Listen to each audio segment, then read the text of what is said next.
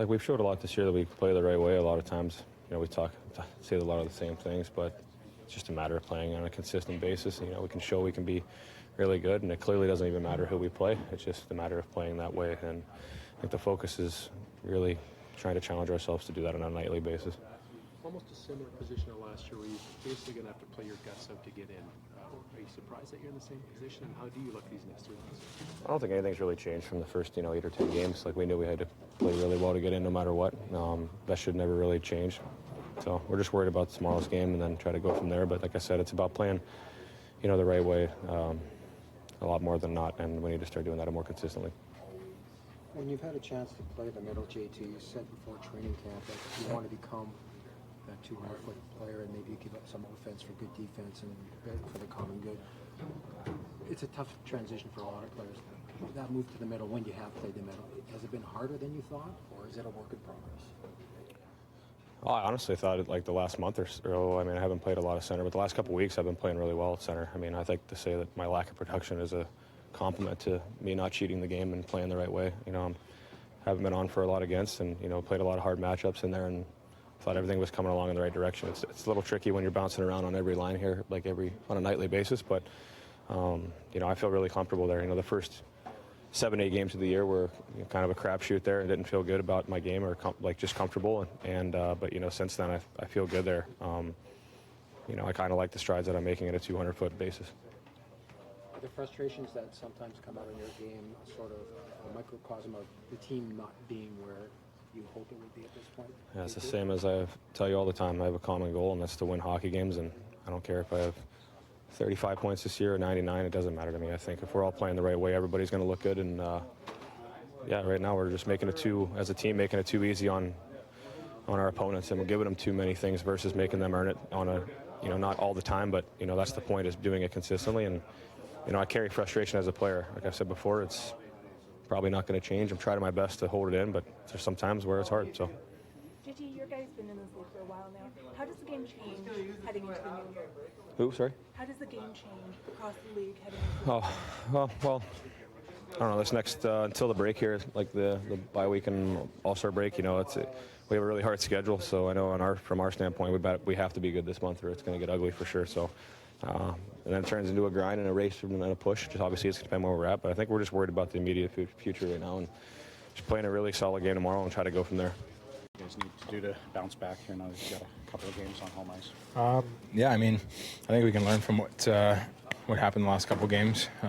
There were some good parts of our game, but again, it's the consistency part where we've got to continue to work at it and get it, our record back to 500 here. You a fan of the black skate gear? Have it on at practice? Oh yeah, no, it's been my favorite jersey for a while, so to wear it again. I don't think we're wearing it this year, but it feels good to have it back on. Well, we know how difficult it was making up points, 7 points back to start the new year. The challenge that faces you guys. You went through last year. You played so well, you didn't get in. How do you see the following 3 months? Yeah, it's going to be tough. I'm not going to lie. But we're in a lot better position than we were last year at this time. So, it's going to be a challenge for us. We got a lot of good, hard matchups coming up. But I have faith in our group that we can pull through this and make a push for the playoffs here. That's been our goal since the beginning of the year. I know we've talked about consistency. You're still trying to figure it out. Does it surprise you? It's still there? Yeah, it does a little bit. There's still a lot of new faces in this dressing room too. It takes a little bit of time to kind of get everybody going at the same time. So, the sooner we can figure that out, obviously the better for us right now. So, it's a new year. It's a big opportunity for us coming up to gain a lot of points, and we got to go out there and do it now.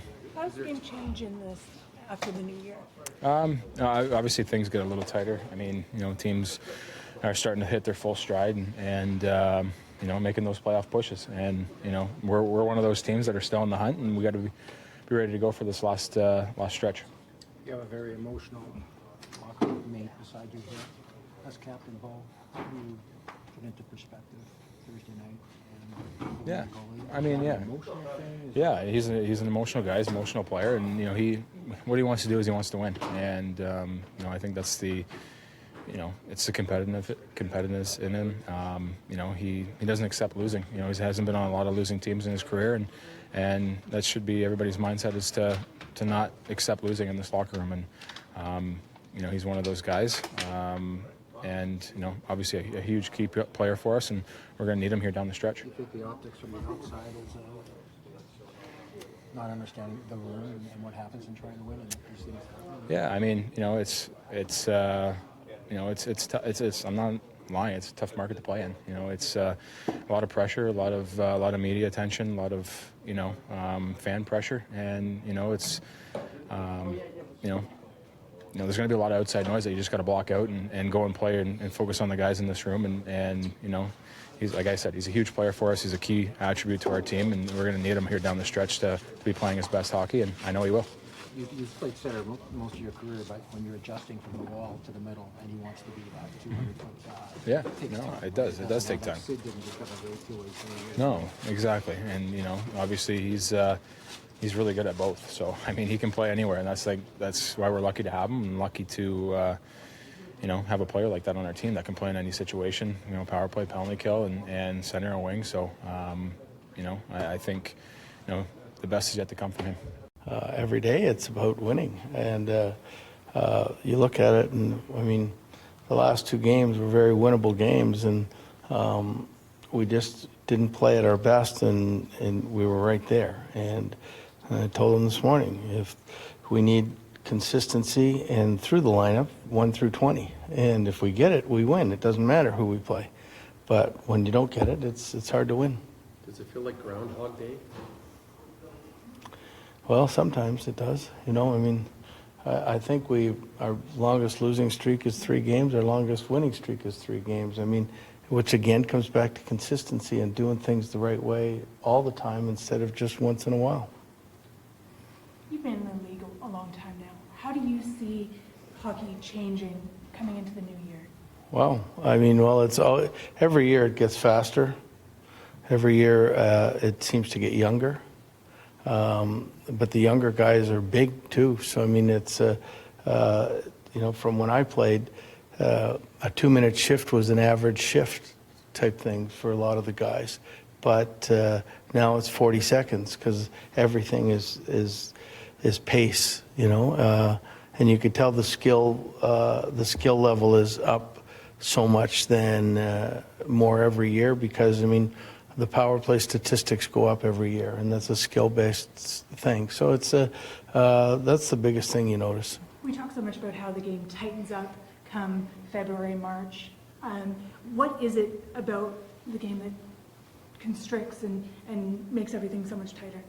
Well, because they see the end is in sight, and then when the end is in sight, then that's playoffs. And it picks up about 4 times a year. You come from training camp to first game of the season, you go, oh man, that's a different pace. And then you go from Christmas, or from there to Christmas, and after Christmas it picks up. Then you got the trading deadline. After that it picks up, and then the playoffs again, it picks up again.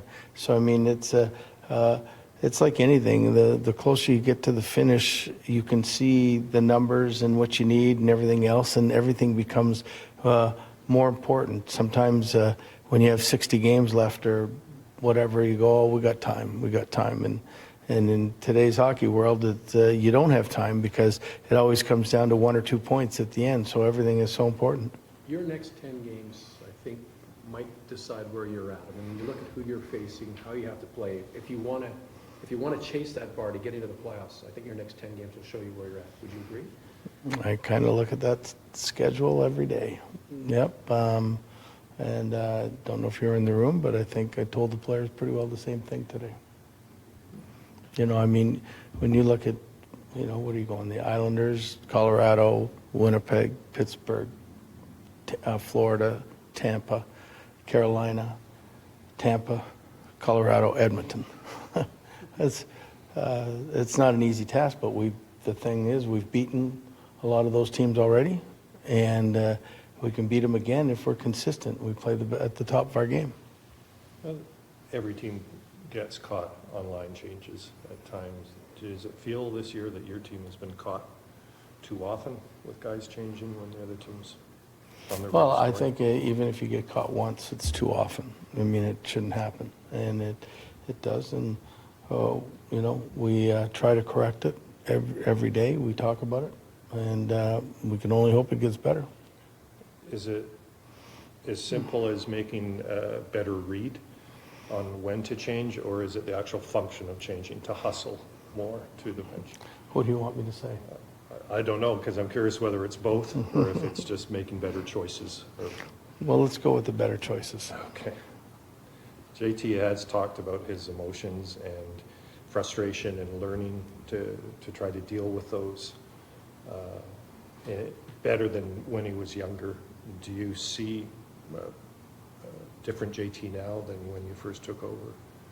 Well, I've only been here a little over a year. I think his emotions are all about his competitiveness. And when things don't go well for him, or when he's trying hard and not getting the results he wants, I think sometimes he's an emotional guy. I've played with and coached an awful lot of emotional guys, but I'd rather have an emotional guy that cares than a non-emotional guy that doesn't.